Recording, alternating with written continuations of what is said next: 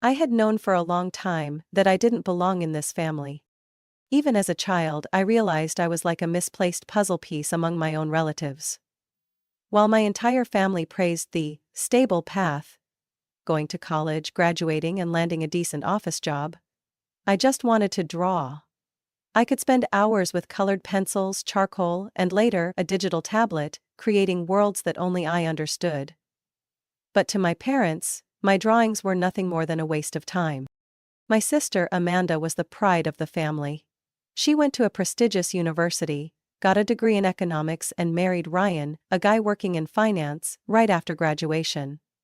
Every family dinner revolved around stories of her successful career, Ryan's smart investments, or their plans to buy a bigger house. I was never the center of the conversation. Unless someone used me as an example of what not to do. I still remember the day I told my parents I wasn't going to college. We were in the kitchen, and my mom was drying the last dish after dinner. I had rehearsed my words countless times in my head before saying them out loud, but nothing could have prepared me for her reaction. "What did you just say?" My mom froze, the dish towel still in her hand, looking at me like I had just uttered something horrifying. "I don't want to go to college. I enrolled in a 3D animation course." I swallowed hard, trying to stand my ground. The silence lasted only a few seconds, but it felt like an eternity. Then, she placed the dish in the sink, turned to me, and her voice rose sharply. "Are you out of your mind? You plan to waste your life drawing nonsense?" Before I could say anything, my dad jumped in. His voice was calmer but no less disappointed. "Look at Amanda. She has a degree, a respectable job. What are you going to do with this drawing of yours? Live off us forever?" I clenched my fists. "I can support myself. A lot of people make money from animation on YouTube now. If I work hard." Amanda laughed. "YouTube?" She raised an eyebrow mockingly. "Oh my God. This kid thinks she's going to be a millionaire drawing cartoons online." Ryan, sitting next to her, smirked. "Plenty of people try, but how many actually make it? Keep dreaming. You'll end up working a part-time job at a coffee shop sooner or later." I felt a tightness in my chest, but I didn't cry. I was used to being belittled. The days that followed were tense. My mom wouldn't even look at me, my dad just shook his head whenever I entered the room, and Amanda still visited every weekend to brag about her new job, her latest raise, and, of course, to throw in a jab about my childish hobby. I threw myself into my studies, ignoring all the ridicule. Every time I opened my computer to draw, I remembered their words. I let them fuel me. I didn't need their approval. I was going to prove them wrong. The problem was, proving it wasn't as easy as I thought. At first, I actually started to believe they were right. The early days on YouTube were a nightmare. I spent hours editing videos, drawing frame by frame, learning how to adjust audio and add effects, only to get a few dozen views. Some nights, I stayed up until dawn checking if anyone had left a comment, but the results were disappointing. My first videos were clumsy, the animation stiff, the storytelling weak. And of course, my family never missed a chance to remind me of that. Amanda especially loved to mock me. Every time she visited, she'd smirk when she saw me glued to my computer. "Still playing around with your little drawings?" She scrolled through her phone and scoffed. "I just read an article saying 90% of YouTubers don't make a dime. But hey, maybe you'll be lucky enough to be in the 10%, right?" My parents didn't even try to hide their disappointment anymore. Every dinner, my dad asked the same question. "When are you gonna get a real job?" I never answered, I just kept drawing. Even though my channel wasn't taking off, I knew I couldn't give up. I started analyzing successful animation channels, studying their techniques. I joined forums for independent animators, learned how to make movements smoother, how to create characters with more depth. I improved, little by little. Then, one day, one of my videos suddenly blew up. It wasn't the one I thought would succeed. Just a short animation, a simple story about a lost cat, but somehow it resonated with people. Overnight, it hit 500,000 views. Then, 1, 0, 0, 0, 0, 0. Then, a million. My inbox was flooded with messages from strangers. I cried watching this. Thank you for making it. My kid has watched it 10 times. Do you sell merchandise? Can you make a part 2? I need to know what happens next. I couldn't believe it. But I didn't stop. I used this momentum to push my channel forward, constantly creating new stories and improving my animation quality. Gradually, my following grew. 1, 0, 0, 0, 0, then 1, 0, 0, 0, 0, 0. One day I received an email from a company wanting to sponsor my video. For the first time, I made real money from my passion. But I didn't say a word to my family. I didn't want to give Amanda a chance to mock me, or see my parents look at me with skepticism.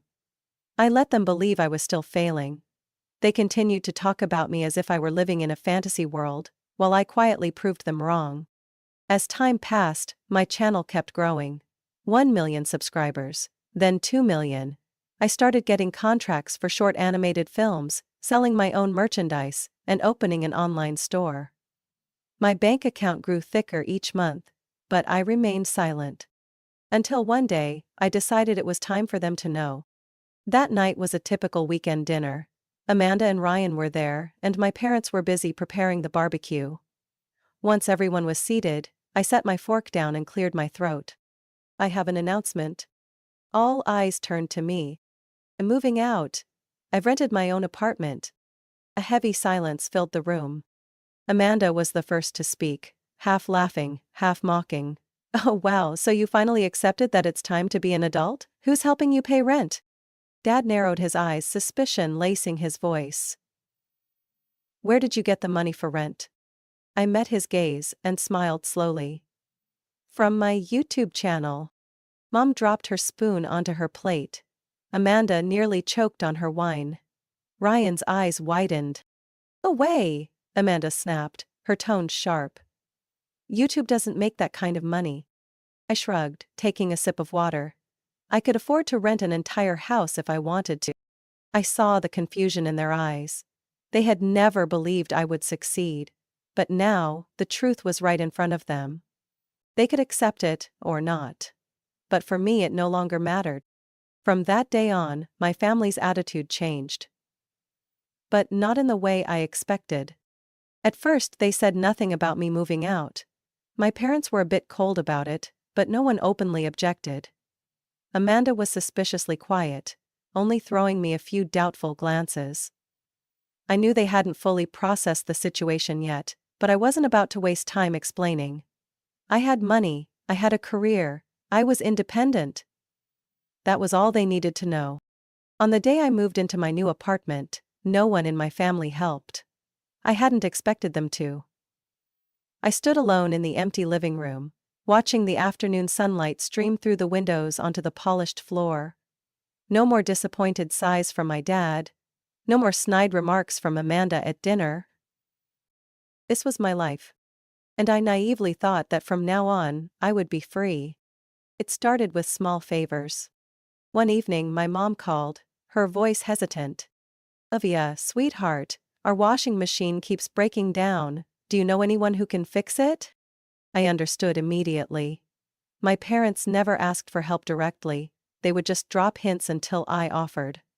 I sighed, but still replied. I'll send you some money to get it repaired.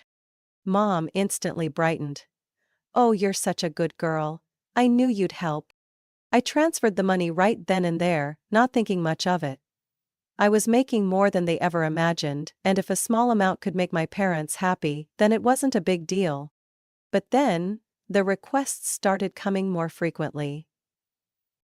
Dad called me one afternoon while I was finishing an illustration for a major project. Sweetheart, our electricity bill is really high this month and we're a bit short. Can you help out a little? Amanda texted me late at night. Olivia, Joey is growing so fast I have to keep buying him new clothes. Can you help me out just this month? The next month they called again.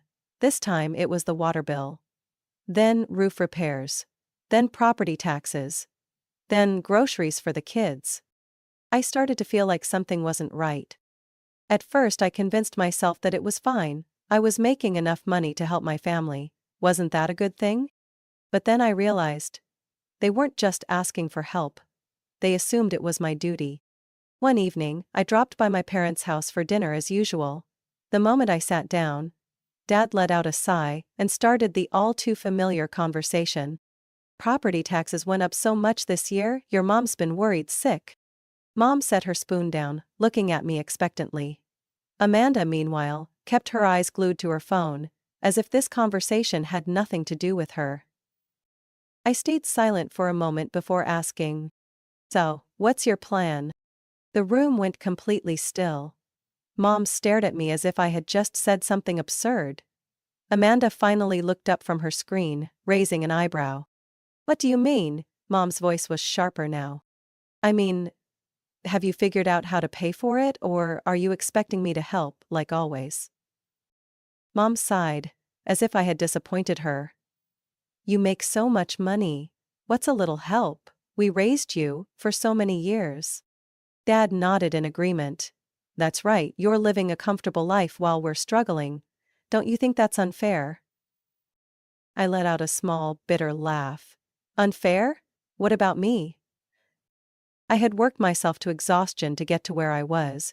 When they laughed at me, I still pursued my passion, and now, they saw my success as nothing more than an open wallet for their convenience? But I didn't say anything.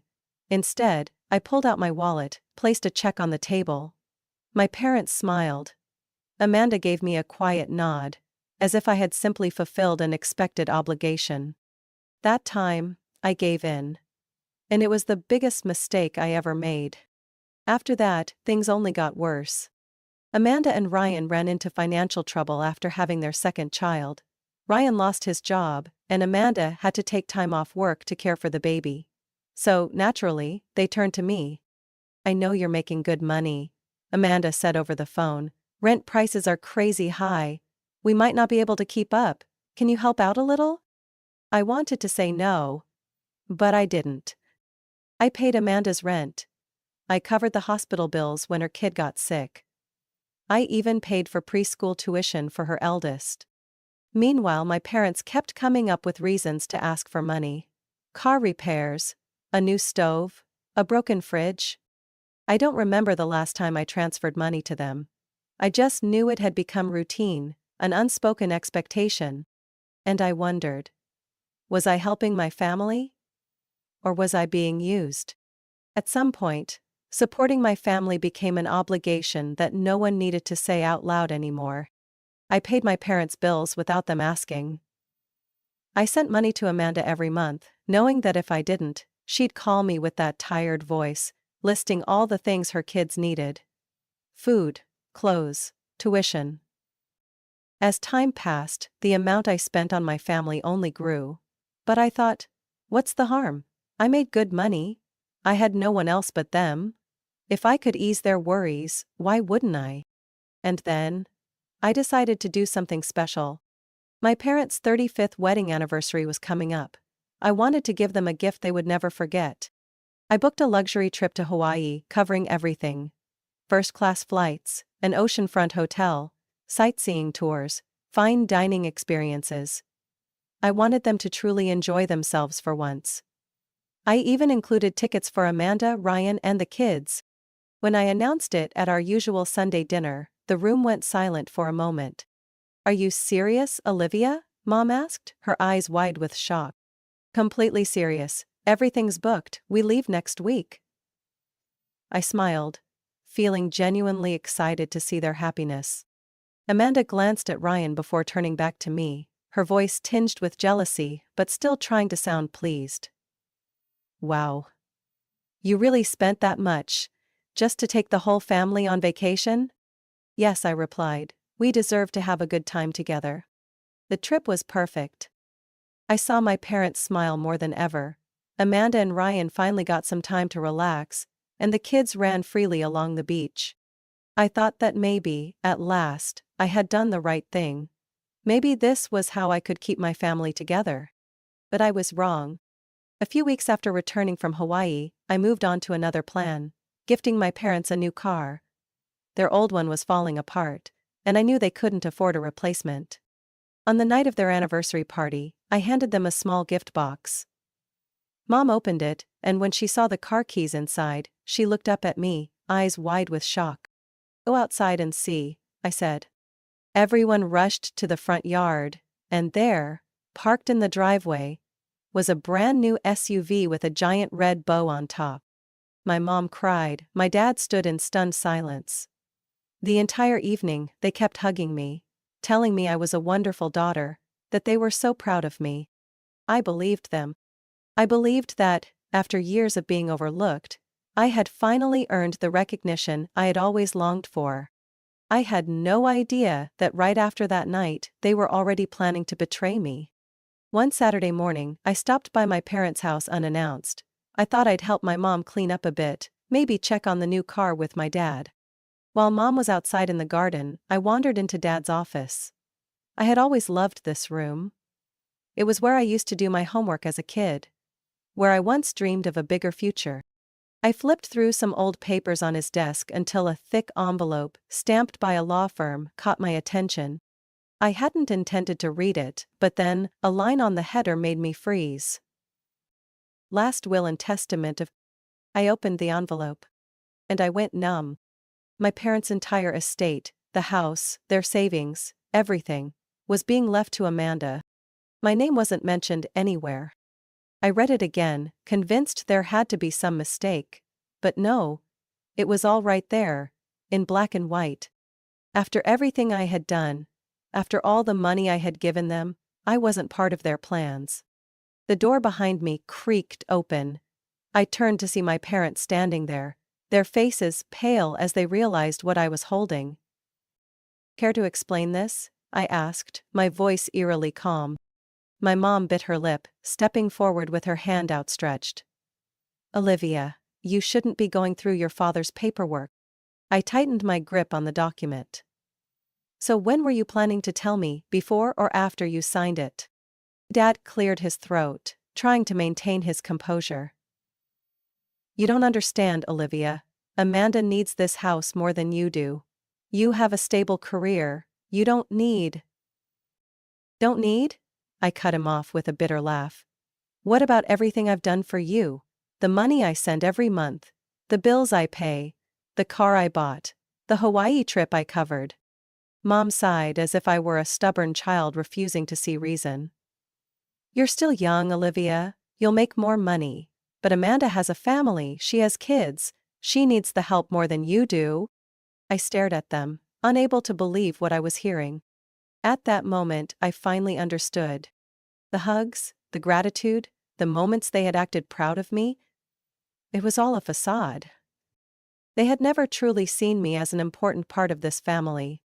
I had wasted my entire life chasing the approval of people who never valued me.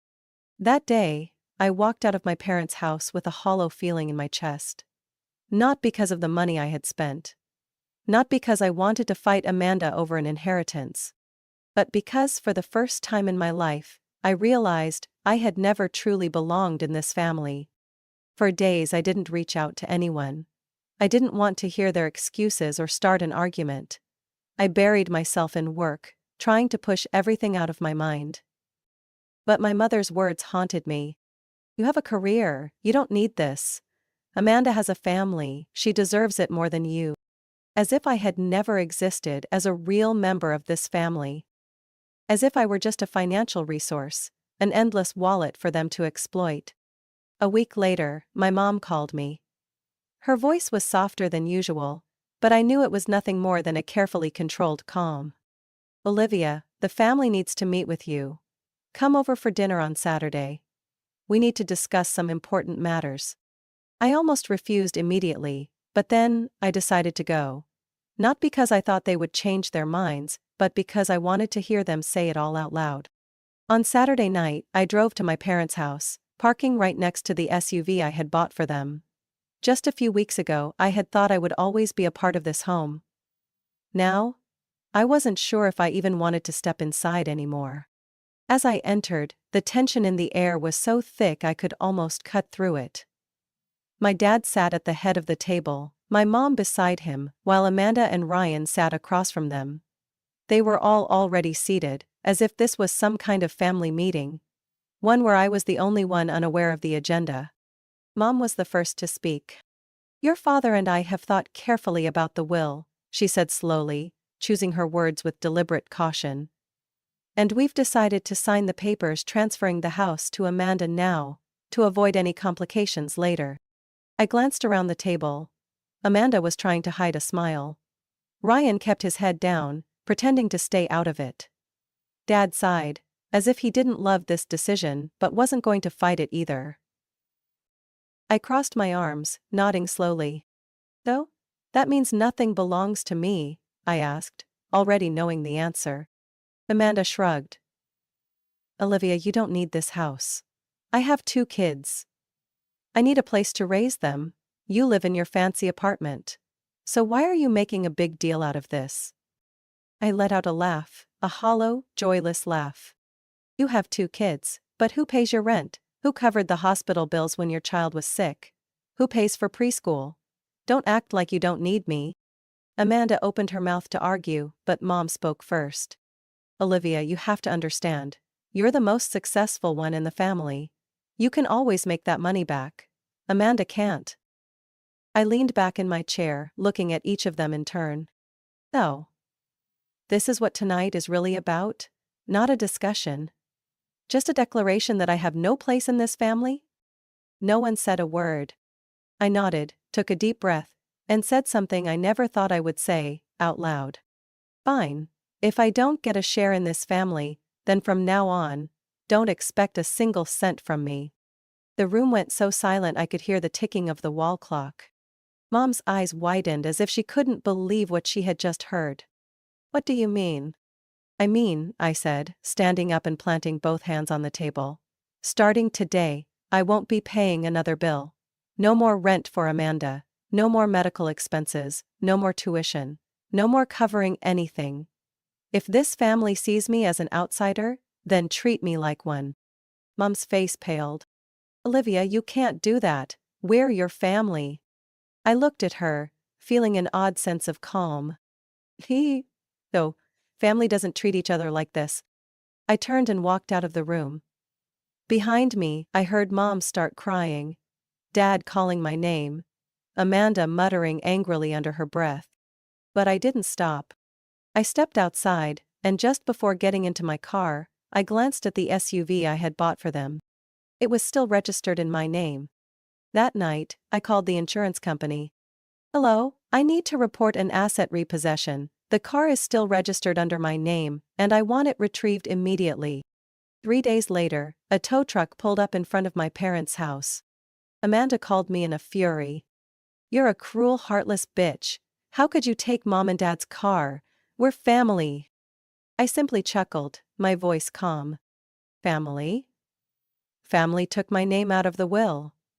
I'm just following the example they set." I hung up. 3 months later, I blocked all their numbers. I left the family group chat. I unfollowed my mom on Facebook, where she was complaining about her ungrateful, traitorous daughter. But I didn't care anymore.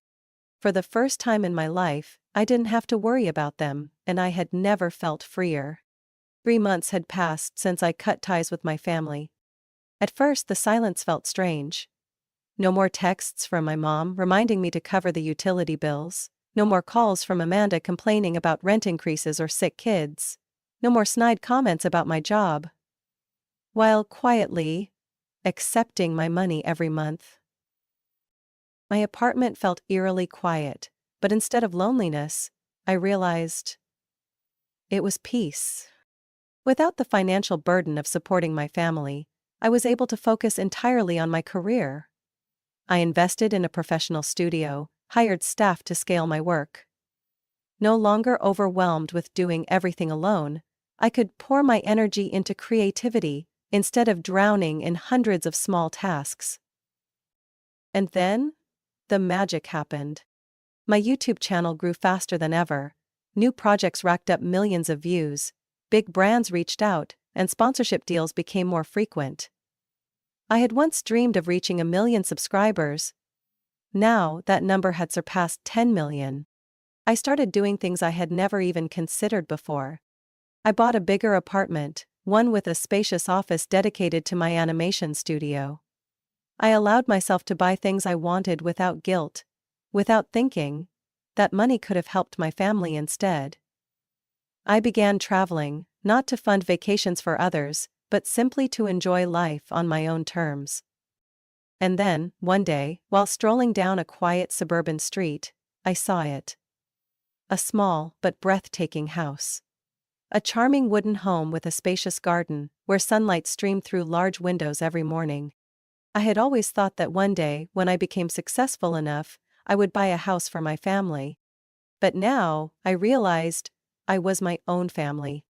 I bought it. Not to prove anything. Not to earn anyone's approval. I bought it for me. Occasionally, I still heard news about my parents and Amanda through distant relatives. My parents had to sell off some of their assets to cover their debts. Amanda and Ryan were forced to move into a smaller apartment, since no one was helping with rent anymore. I didn't feel satisfaction. I didn't feel regret. It was their choice. My mother still tried to reach me the only way she knew how, through Facebook. I didn't block her, but I never responded. I read her posts, filled with sorrow and blame. Some children, once they get rich, forget who raised them. It's heartbreaking when family is betrayed by their own blood. She expected sympathy. But instead, the relatives who knew the full story spoke up. "Didn't Olivia pay all the bills for years?" one aunt commented. "She bought a car, covered Amanda's rent. And now you're blaming her?" another relative wrote. I didn't have to say a word, the truth spoke for itself. Some nights, I sat in my new home, gazing out at the garden under the moonlight. I thought about all the years I had spent chasing their approval, striving to make them proud, sacrificing to earn their love. But I understood now. They had never truly loved me the way a family should. They only loved me when I had something to give. And the moment I stopped giving, their love disappeared. I have no regrets about walking away from them. I don't need their approval to know that I deserve happiness. I built my life on my own, and I have never felt freer. Olivia's story is not just a personal journey. It's a lesson in self-worth and setting boundaries within a family. Not everyone is loved unconditionally just because they share the same blood. Sometimes, family ties only exist as long as there's something to take advantage of. It took Olivia years to realize that true familial love should never come with financial obligations. Sometimes the best choice isn't to keep sacrificing. It's to let go of toxic relationships in order to protect yourself. Blood doesn't define family. Love and respect do. What do you think about Olivia's story? Have you ever been in a situation where your family took advantage of you like she was? Share your thoughts in the comments. And don't forget to follow the channel for more eye-opening stories about life, family, and valuable life lessons.